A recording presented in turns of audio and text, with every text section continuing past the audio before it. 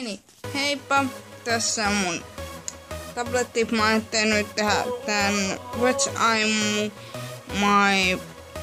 my tablet tai phone, ihan sama.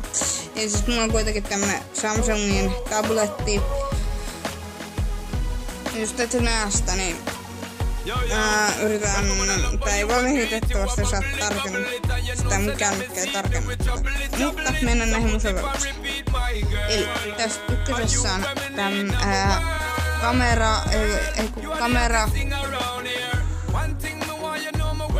asetukset, galleria, kalenteri, kamera, laskuri ja herätys. Ja toi Google Play-kauppa.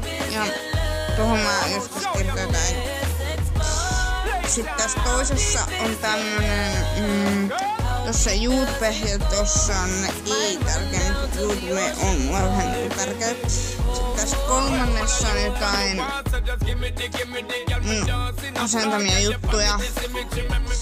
Niin että mä sitten asennan aina jotain pikkujuttuja tähän mun kännyyn.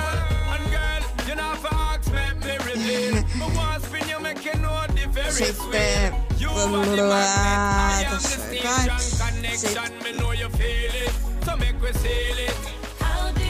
Sitten oikeesti siis onks teillä ikinä ollut semmoista, että teidän oma kännykkä niinku alkas reistailee?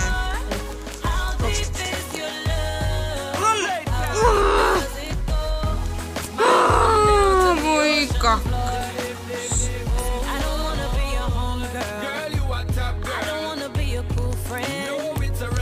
Voi kakka.